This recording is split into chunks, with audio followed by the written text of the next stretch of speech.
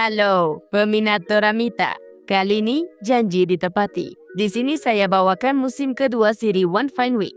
Musim ini bermula dengan dialog antara Daejun dan teman lelakinya, Jung, mengenai parti yang mereka anjurkan bersama. Selepas itu dia bangun dan mula menari serta menyanyi untuknya. Memandangkan populariti Jung, hubungan mereka terus dirahsiakan. Selepas itu, dia mengucapkan selamat tinggal kepadanya dan beberapa menit kemudian, dia meneleponnya untuk memberitahu lokasi tempat dia menyembunyikan hadiah untuknya. Keesokan harinya, Jung datang secara mengejut ke kafe tempat Daejun bekerja dan memberitahunya betapa dia merinduinya kerana tidak dapat dilihat bersama. Beberapa hari kemudian, kawan baiknya mencadangkan untuk mengadakan parti bagi meraihkan hari lahir Daeyeon, tetapi dia menolak jemputan itu kerana dia telah merancang untuk menyambutnya bersama teman lelakinya. Walau bagaimanapun, pada waktu malam, selepas menyediakan makan malam dan menunggunya selama berjam-jam, Jung tidak muncul dan tidak menjawab panggilannya. 2 hari berlalu dan Daeyeon masih tidak mendapat berita daripadanya, jadi dia menelepon syarikatnya. Namun, kerana mereka menyangka dia adalah seorang peminat, dia tidak mendapat sebarang jawapan. Tiba-tiba, dia menghidupkan televisyen dan melihat Jung sedang memberikan temu bual secara langsung. Jadi dia sedar bahawa dia hanya meneruskan kehidupannya tanpa menghubungi dia langsung. Sangat teruk perbuatan awak, Jung. Dalam situasi ini, kawan Daeyeon datang ke rumahnya dan mendapatinya dalam keadaan yang sangat teruk, memandangkan kesedihan yang amat sangat yang dilaluinya akibat ketiadaan Jung. Di sini, sebagai kawan yang baik, dia menegaskan bahawa Jung tidak mencintainya. Daeyeon menerimanya dan menjustifikasikannya dengan menganggap bahawa dia pasti mempunyai sebab tertentu. Seterusnya, Jung dilihat sedang bercakap dengan pembantunya yang enggan melakukan panggilan telefon atas arahan bosnya yang telah memutuskan untuk menetapkan kawalan ke atas telefon artis itu selepas mengetahui tentang hubungan antara dia dan Daeyeon. Pada masa yang sama, Byul sedang bermesyuarat dengan wakilnya dan bosnya yang mengarahkannya untuk mengambil bahagian dalam sebuah program di mana dia perlu bertemu dengan ramai selebriti untuk berlatih menyanyi. Selepas itu, memandangkan keengganannya untuk mengambil bahagian dalam program tersebut sekali lagi, pembantunya mencadangkan untuk menghubungi Daeyeon semula bagi menggantikannya. Kemudian, Jung muncul sedang bercakap dengan anak lelaki bosnya bernama Eden yang, walaupun turut menjadi artis terkenal, berasa cemburu terhadap Jung kerana menganggap bapaknya lebih menyukai dia berbanding dirinya. Sementara itu, Byul datang bertemu Daeyeon untuk mencadangkan pertukaran baharu sambil menegaskan tentang risiko kedudukannya di syarikat dan bahawa dia akan dapat berjumpa semula dengan teman lelakinya.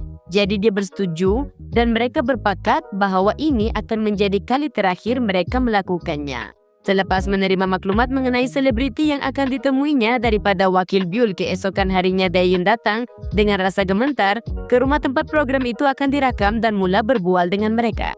Tidak lama kemudian, mereka mula menyadari tingkah laku yang agak pelik daripadanya. Salah seorang daripada mereka yang sering mengganggu Byul tidak lama kemudian memberi amaran kepadanya agar berhati-hati, tetapi seorang lagi selebriti muncul untuk memberi amaran kepadanya supaya menjauhi wanita itu. Dan semasa dia bercakap dengannya, dia melihat teman lelakinya, Jung, dari jauh, yang selepas menamatkan panggilan telefon menyerahkan telefon bimbitnya kepada Eden. Selepas itu, ditunjukkan satu babak di mana bos Jung menunjukkan kepadanya fotonya bersama Daeyeon dan kerana menyangka dia adalah Byul, dia memutuskan untuk mengawal teleponnya kerana takut hubungan itu akan menjejaskan syarikatnya. Selepas itu, Byul kembali ke kafe dan memberitahu rakan sekerjanya bahawa dia akan kembali bekerja di sana buat sementara waktu. Seterusnya, artis-artis itu memutuskan untuk membentuk pasangan secara rawa bagi menjalani latihan untuk persembahan dan pada mulanya, Eden dan pembuli Byul membentuk kumpulan pertama. Apabila tiba giliran Jung, dia mendapati bahawa dia telah dipasangkan dengan Daeyeon, tetapi kerana menyangka dia adalah Byul, dia berbohong kerana takut menyakiti teman wanitanya dan memilih artis lain sebagai pasangan yang menyebabkan kekecewaan bagi Daeyeon. Kemudian, Jung pergi menemui rakan sekerja Daeyeon bernama Do-hyun supaya dia menyampaikan pesanan daripadanya, tetapi dia enggan dan menggesanya untuk bercakap sendiri dengannya. Beberapa menit kemudian, Dayan sedang merakam temu Bual, di mana mereka mengucapkan tahniah kepadanya atas kejayaan program terdahulu yang menyebabkan dia berasa gemetar kerana dia takut mereka akan mengetahui bahawa dia bukan Byul yang sebenar.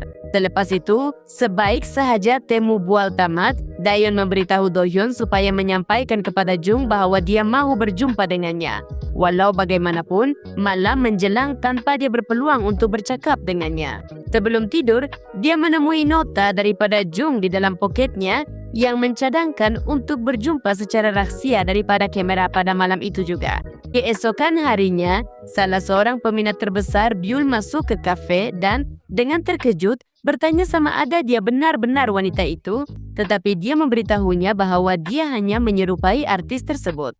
Walau bagaimanapun, dia tidak berjaya meyakinkannya dan dia pergi dengan perasaan gemetar untuk memberitahu rakan sekerjanya tentang apa yang berlaku. Kembali kepada Daehyun, dia keluar dari bangunan itu untuk bertemu dengan Jung, tetapi rupanya pembuli Byul dan rakan sekerjanya, Eden, berada di sana bersembunyi untuk merakamnya dan cuba memutuskan hubungan yang mereka percaya wujud antara dia dan Byul. Seterusnya, ditunjukkan bagaimana nota yang sama telah dihantar kepada Jung. Walau bagaimanapun, apabila dia muncul, dia memegang lengan Daehyun dan mereka masuk ke dalam store untuk mengelakkan mereka daripada dirakam, dan pada saat itu, tanpa sengaja, telefonnya terjatuh ke lantai.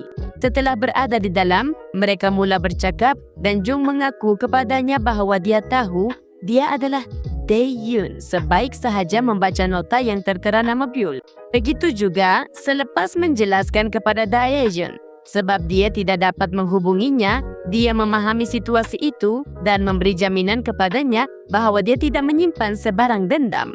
Semasa mereka berdua berbual, Do-hyun memerhati mereka berdua dari pintu store dan didorong oleh rasa cemburu, dia kemudian menggesa Jung untuk menjauhi wanita itu kerana menyangka dia adalah Byul. Beberapa hari kemudian, Daehyun dan Do-hyun bersiap sedia untuk menjalani sesi penggambaran. Walau bagaimanapun, gaunnya didapati bukan saiznya, jadi rakan sekerjanya menyelimutinya dengan jaketnya dan meminta penjelasan daripada pihak yang bertanggung jawab. Selepas mengetahui bahawa pembuli Byul telah mengambil gaun Daehyun, dia mengakui apa yang berlaku di hadapan para kaki tangan menyebabkan si pelaku tidak terkata-kata dan tidak tahu bagaimana untuk bertindak. Seterusnya, Eden ditunjukkan sedang menggunakan telefon yang telah hilang di luar bangunan, jadi Jung cuba untuk mendapatkannya semula namun tidak berjaya. Walau bagaimanapun, pada saat itu seorang lagi artis bernama Hwa In muncul dan berjaya merampasnya daripada tangannya. Selepas itu, dia menyerahkannya kepada Jung supaya dia dapat mengembalikannya kepada Daehyun sambil memberi amaran kepadanya agar berhati-hati dengan Byul, menunjukkan bahawa dia juga jatuh cinta kepadanya. Seterusnya, Jung sekali lagi bertemu dengan Daehyun secara rahsia dan selepas memulangkan telefonnya, dia memberi jaminan kepadanya bahawa orang lain sudah mengetahui tentang hubungan mereka dan tidak ada sebab untuk bersembunyi. Walau bagaimanapun, mereka sedar bahawa perkara itu boleh memudaratkan syarikat mereka maupun syarikat Byul. Di kafe, peminat Byul memberi jaminan kepadanya bahawa dia yakin bahawa dia adalah wanita itu. Jadi, selepas keluar dari tempat itu, dia menghubungi syarikat Jung dan memberitahu mereka tentang apa yang berlaku. Jadi, keesokan harinya, syarikat tersebut menghubungi Eden dan menggesanya untuk memastikan bahawa maklumat yang diberikan kepada mereka adalah benar. Lama-kelamaan, Jung melihat bagaimana Do-hyun semakin mendekati Daehyun yang menyebabkan rasa tidak senangnya sepenuhnya. Hwa In, untuk cuba memuaskannya, menyimbas segelas air ke arah Do-hyun semasa dia sedang duduk di sebelah Daehyun dan berjaya memisahkan mereka. Pada waktu malam, semasa Daehyun sedang mandi, Hwa In menjawab panggilan daripada telefonnya dan menyedari bahawa nama sebenarnya ialah Daehyun dan bukan Byul seperti yang disangka oleh semua orang. Sementara itu, Eden memberitahu pembuli Byul tentang apa yang berlaku dan tugas yang telah diberikan kepadanya. Seterusnya, Hwa In mengaku kepada Daehyun bahawa dia tahu dia adalah seorang penyamar. Jadi dia menceritakan segala kebenaran kepadanya dan memintanya untuk merahsiakan maklumat tersebut. Kemudian, Do-hyun memberi jaminan kepada Jung dan Daehyun bahawa dia mengetahui hubungan mereka dan mendoakan yang terbaik untuknya sambil menggesanya untuk meminta bantuan daripadanya bila-bila masa dia memerlukannya.